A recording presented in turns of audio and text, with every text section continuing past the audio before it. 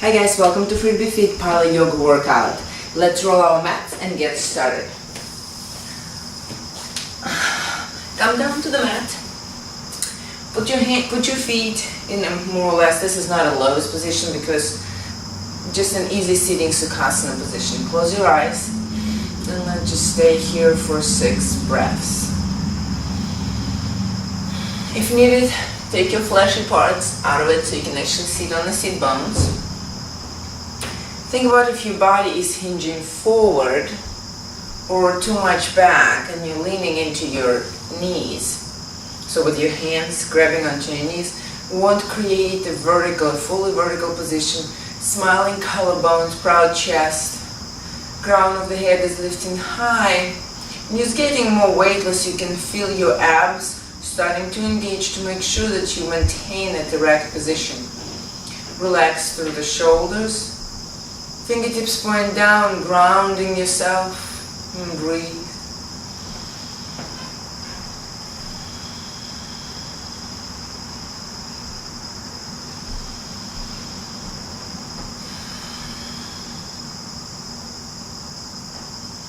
Focus on the breath, the inhalations and the exhalations, the raise and the fall of the chest and the abs.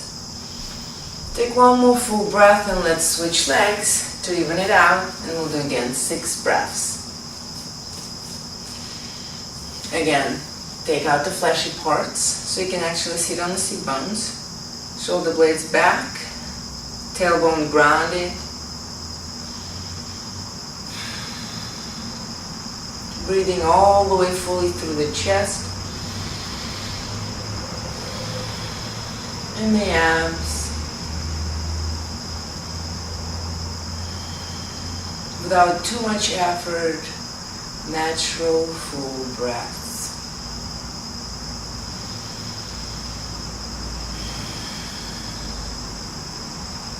From here you can either maintain your eyes closed or open, and we'll twist towards the right. Think about inhaling, lengthening, filing the space between the vertebrae, and then exhaling and twist it right where the baby ribs are. So we're not twisting the hips are still facing forward, we're just gently twisting towards the right.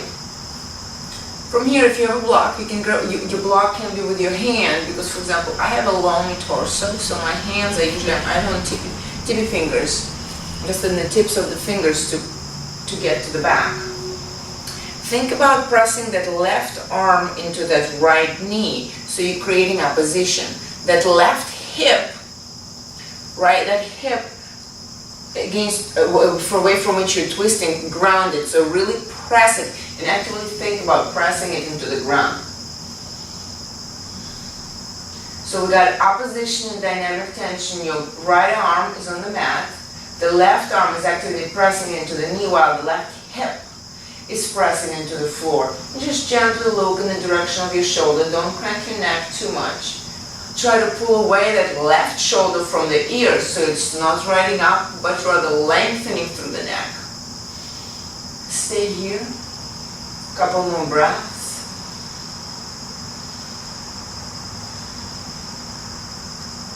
Now inhale, lengthen, and then exhale, come to the center.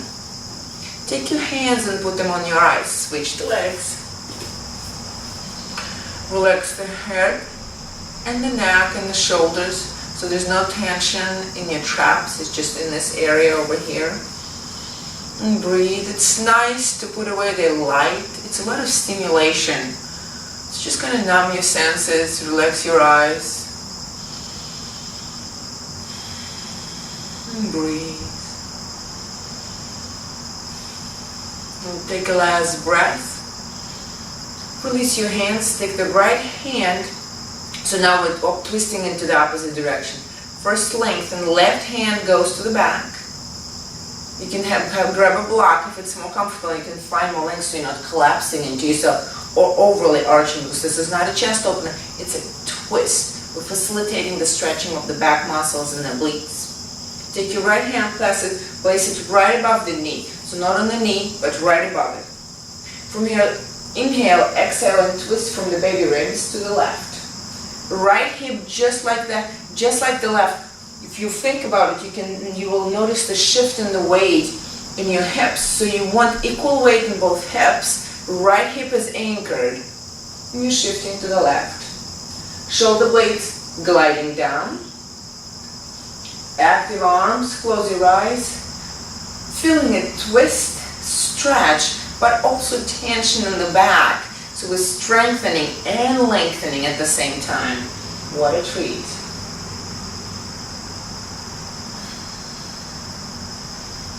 So you're fighting on the one hand the hip. You're not really fighting, but it's natural. If you lean to the left, the hip wants to come with you. What we want is to aid core engagement, so your abs should be working to ground that hip. So working a little bit of core, which is interesting. You think you can't work a core in a twist. I mean, if you're doing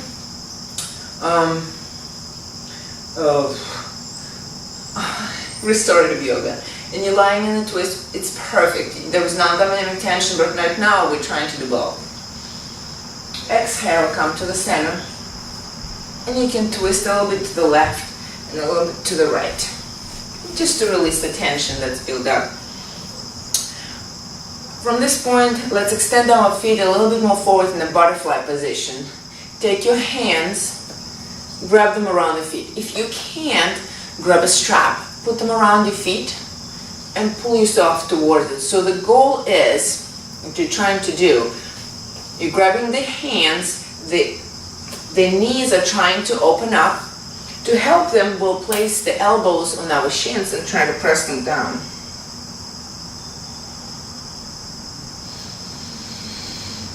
Look towards the navel.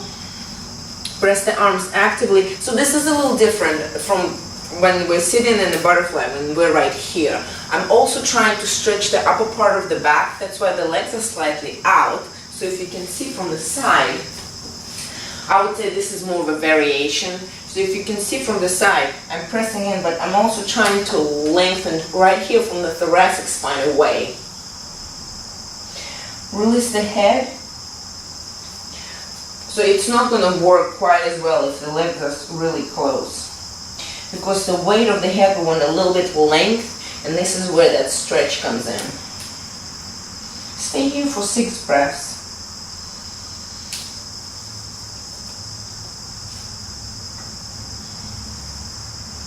And the name for this is Tadasana. And the weight of the head will help you stretch the erector spinae, so that's that muscle that goes all the way in the back. Inhale, come up. Place your knees together. Place your hands behind you just for a counter stretch. Press your hands, so your hands, the palms of the hand is under the shoulders. Elbows slightly bent. What we're trying to create is nice line, nice neutral spine. But from here, we're going to try to grow ourselves in a little chest opener. Head in neutral, so don't jerk it too much and don't try to squeeze an orange in between your chest. We're really just trying to stretch back. From here, release your hands. So 2 options. The closer the feet are, the harder it is. The further out, the further out and the more they're off the ground, the harder it is. The closer, the easier it is. Let's find a position where you can maintain a nice neutral spine. So we're not sinking through the back, compromising it. You're sitting on top of your sit bones. Sit up straight first. Let's just have a good nice start. Sit up straight. So you can see my spine is neutral. I still have a little curvature in the lower back. This is just how I walk. It's all natural. So we don't want to exaggerate. We're going to sink it in. Sit straight. From here, we're going to just hinge back. Hinge as much back while you can maintain that spine. Hands in front of you. Feet together and hug in the midline. You're really trying to press them together because the moment I let go, my lower back let go because it's all connected. Sit up straight, shoulder blades back. We're going to twist to the right, come to the center, open up, twist to the right. Come to the center. Sometimes, if you want a little bit break, you can actually come up in the center and then sit back. So if you're a beginner, coming up in the center will help you to stay in the motion, which keeps the heart rate up, without compromising the lower back. We got 3 more. So it's 6 total. We're working, where should you feel it? Keep on going. You should be feeling it right here in the lower abs, so that little pooch area that a lot of us are trying to get rid of. This is, excuse me, breath. This is where we're working in. We're also working the inner thighs. Keep on going. You probably have a few more. Working the inner thighs with the connection. And the beauty of this, you're also working a little bit of the upper body, because you need to work from the back body for this to do it correctly without compromising the position. Last one. And if you're in advance, you can extend your arms and legs. Woo. Out straight, just like for the boat. Come to the center, flip your legs under for the Kakrasana, so the cat cow.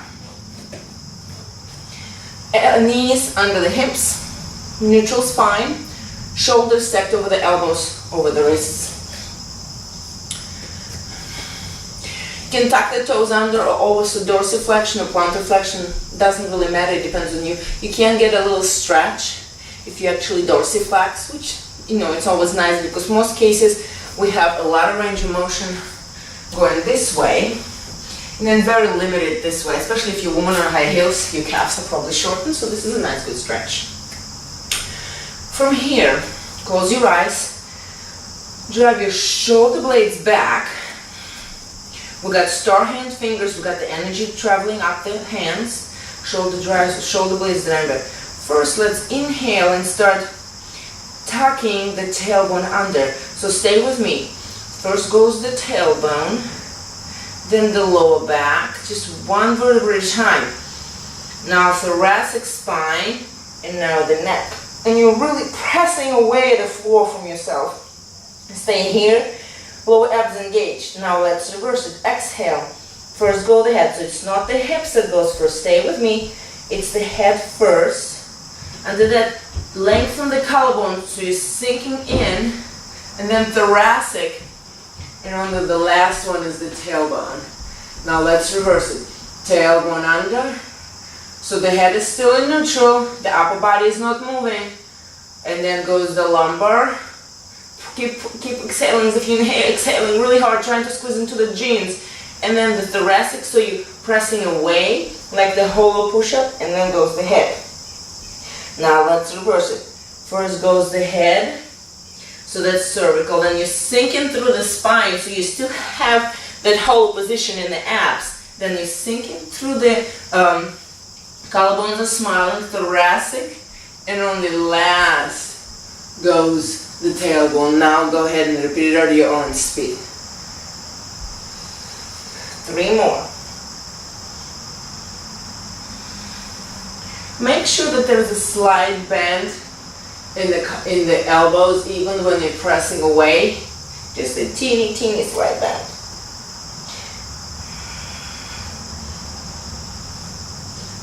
And last one.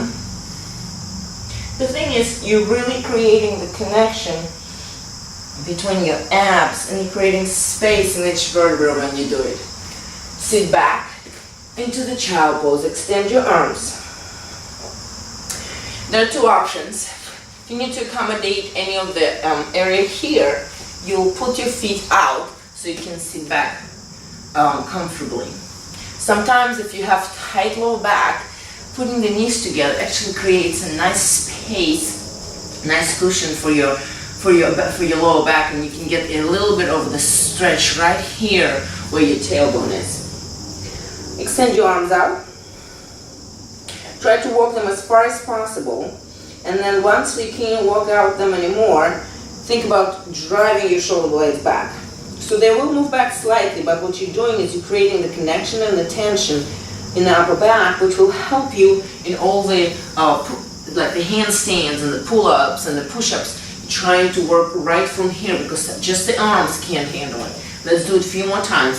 Walk all your hands out, and then drive your shoulder blades back.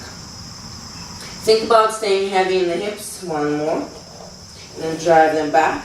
At this point, bend your elbows. Grab your hands behind your back.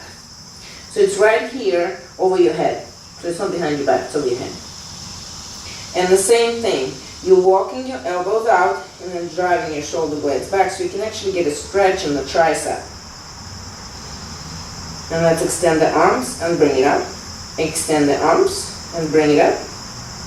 Few more. Keep on breathing. Also, you can sit on a block, so you can place a block under your bum if you need to raise yourself up. It always helps. From here, what you're going to do is you extend your arms out, release the arms, extend them out parallel.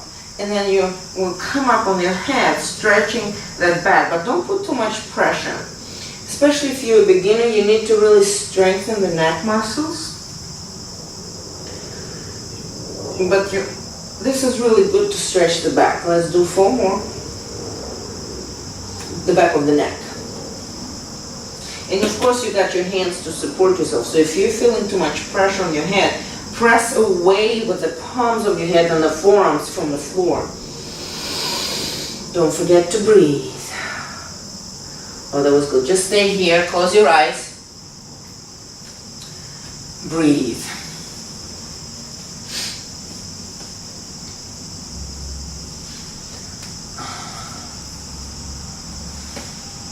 Keep on breathing. At this point, what you're going to do, make star hand fingers. So we just created the connection for the upper back. Shift your weight up, so you're going in a kind of kneeling forearm stand. Tuck your toes under, raise the hips. Walk your feet as close as you can. So this is the forearm balance, beginning of the forearm balance. Is make sure that your elbows are right under your shoulders so you're not flaring up. Stay here. Shift your weight so much so all the weight is on your forearms. So you're not staying here. We're more trying to go as if we're trying to go into the forearm stand where the weight is right on our hands. Breathe. Drive the shoulders away from your ears, up. You're on your tippy toes. Engage your lower abs as if you got that elevated feeling so you can create connection to the core. And breathe.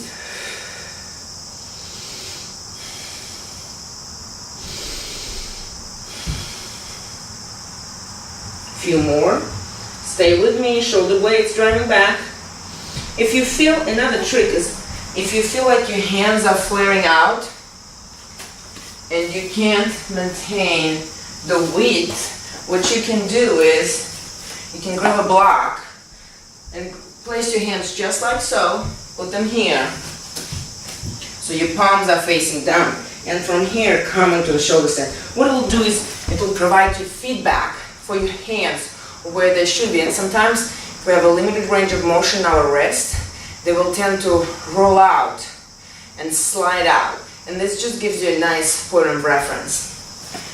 Bend your knees, come down, put the block to the side, extend your arms. Tuck the toes under, down dog. So let's adjust our down dog.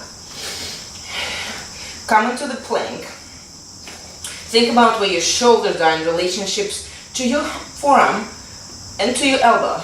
Slight bend in the knee. Shoulder blades gliding back so we're not rounding up. Shoulder blades gliding back, finding the length. Then shift your weight back. This is the length of the down dog that you should be in. So whenever it feels a little uncomfortable, come into that and you will momentarily see the difference. So spread your feet out. Probably just shoulder width apart. Come into the plank. See if you move. You see I move. Shift back. Touch the ankle. Come forward. Touch the ankle. Come forward. Maybe you would need to bend your knees to be able to touch the ankle. That's just a relationship of how tight you are in your hamstrings. So as you can see, well, it's actually two. It's the hamstrings and also the tightness in your calves. I'm pretty flexible in my hamstrings, but my calves are really tight, so I have to bend the knees to be able to touch the calves. And let's put it all together. First, let's walk back in with standing forward fold. From here, walk your hands out without moving the hips. Walk your hands out into the plank. Adjust if needed. Push back into the down dog. Touch your right ankle. Come into the plank. Push down into the down dog. Touch the left ankle. Come back. Plank. Walk yourself back without shifting too much in the hips. Forward fold. Bend the knees. Engage your lower abs as if you're trying to roll yourself up to standing. Extend the arms out. And now rolling back. We're folding in. The reason why it's okay to roll in and to not stay neutral in the spine is because your abs are protecting a little bit. So chin to chest, shoulders rolling down. Roll, roll, roll, roll, roll. Come down into forward fold. Palms on the mat. Walk right, left, right, left, right. Shoulders are under the wrists. Hinge, push back. Touch the right ankle. Plank. Push back. Touch the left ankle. Come back. Now walk back. Engage your abs so you're not going all the way around with your hips. You want minimal movement in the hips and shoulders. Slightly bend the knees. Roll up. Open up. And then come back down. Walk, walk. This will be our last one. Hinge back. Touch the right.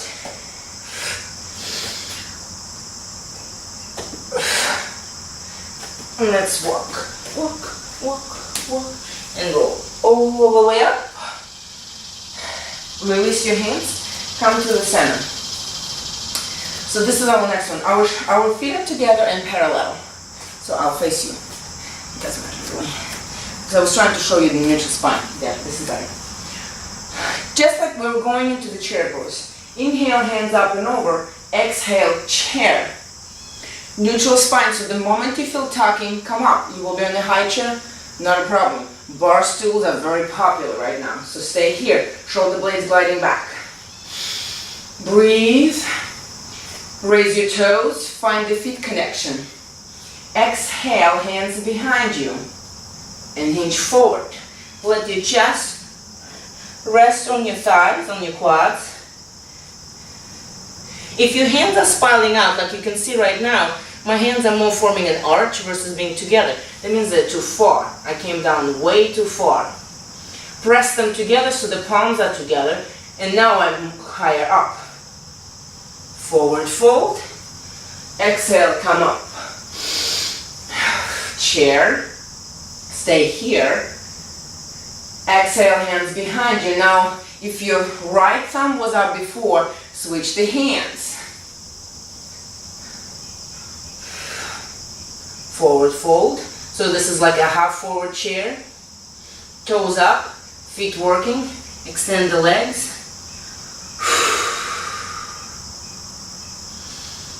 Release the hands, come up. Exhale. Hands namaste. Stay here, close your eyes. Well, this is it for today. Until next time, Pilo-Yoga and free to be fit. Stay healthy.